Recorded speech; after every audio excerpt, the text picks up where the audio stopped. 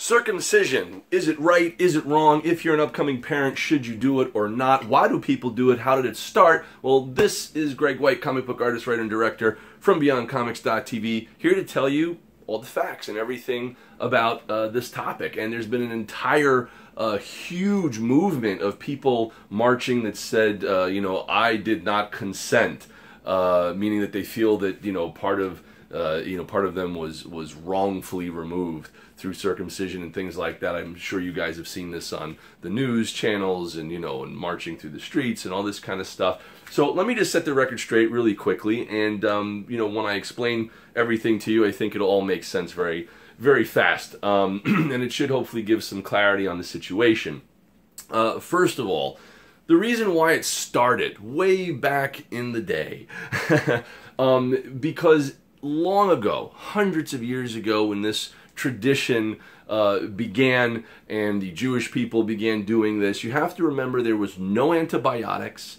It was incredibly difficult to bathe and wash. There was no soap. It was a mess back then. And because circumcision at that past time actually occurred to save people's lives, to avoid what happens due to a lack of antibiotics, due to a lack of showers and baths and soap, and it just didn't exist back then in the same way. So people had to really, it was difficult to find access to washing and bathing and cleaning, and unless you were like an incredible wealthy person back then, the average person was really suffering. So it was a lifesaver 100 years ago, more or less a couple hundred years ago. And as time has passed, obviously now, thank God, we have access to soap and antibiotics and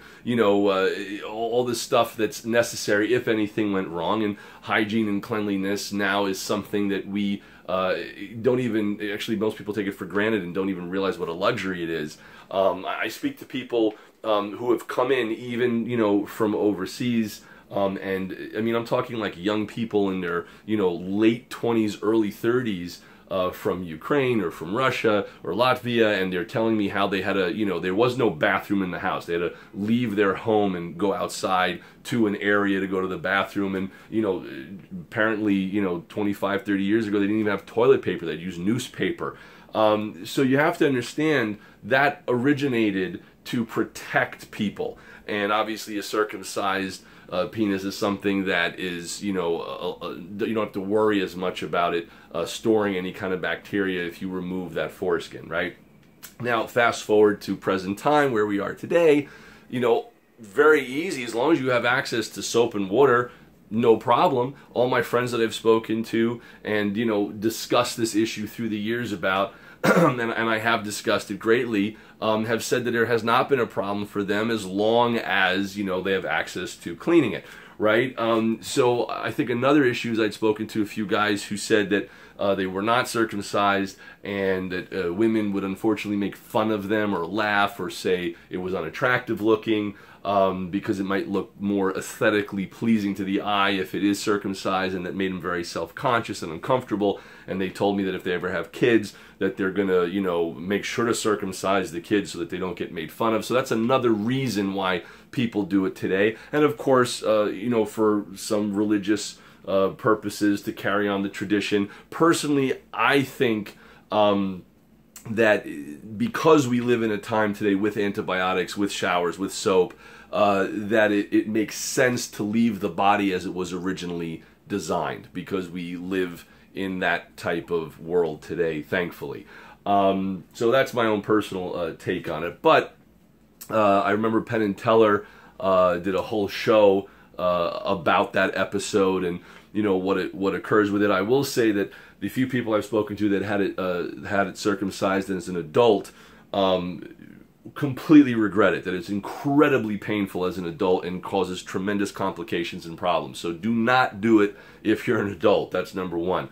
Number two, unless you're incredibly religious, which I still don't think you should let that be a factor to impose a circumcision on the body and literally, doing a medical procedure, if you will, unless necessary. But, you know, as long as you have access to antibiotics and insurance or a shower, you know, and soap, I wouldn't do it, you know, personally. I think leave the body as it was intentionally designed and the way it was originally designed to function. Because all of my friends who have had, you know, circumcised penises and things have always said that they try to pull the foreskin over it to cover it because it's exposed. And believe it or not, a man's genitalia is very similar to a woman's clitoris with the hood that covers it. It's a protective hood to stop it from being desensitized and protect it. So if you remove that hood, it's always exposed, and also over time when people get older, it's always rubbing against stuff, just, you know, in clothing, pants, whatever, and it starts to lose sensitivity over time is what I have heard. You know, when comparing these notes with friends and things like that. So I'm just reporting the facts to you. Obviously this was a discussion, you know, when you are growing up and you want to try to understand the difference of anatomy and how one should handle it. So as a parent, that's kind of the thing to think about. But if you are going to do it, make sure it's done right away when the kid is like, you know, just less than a few months old, so it doesn't cause too much pain and discomfort. Though, as I said, I think it's better to leave the body as it was intended, as long as you have access to antibiotics and soap and everything is okay. So that's my 2 cents, and that's kind of how it all started. So I hope that this answers all your questions. I hope this clears the air, and I hope that it brings some clarity to people who were wondering why the tradition started. You know, and you know, why some people keep doing it. And please don't forget that there's a huge medical industry in selling the foreskin. That's something very important to understand, that they make a lot of money off of that. So there's a whole reason why it's also pushed from a, you know, medical corporate mentality with business and things like that. So you guys got to kind of, you know, you can Google that or YouTube it and research it, and I think you'll have a better understanding. So, you know, be careful, make a wise decision. Again, as long as somebody has access to, you know, keeping it clean, it should be fine.